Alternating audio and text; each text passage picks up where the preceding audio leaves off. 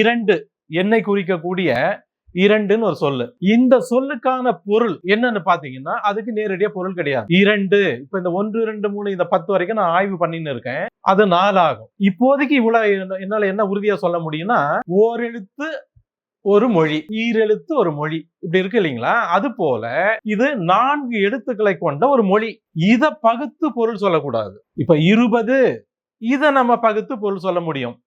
2 கூட்டல் 10 இத இந்த 2 சொற்களை இணைச்சு 10ல அந்த ஒற்றெழுத்து மெய்யை நீக்கிட்டு 10. 2ல வந்து இர, இத அகரத்தை உகரமாக்கி 20 அப்படின்னு நம்ம சுருக்கிருக்கோம். 20க்கு பொருள் சொல்லலாம்.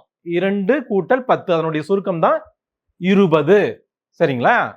இப்போ இந்த 2ன்ற சொல்லுக்கு நேரடியா பொருள் இல்லை.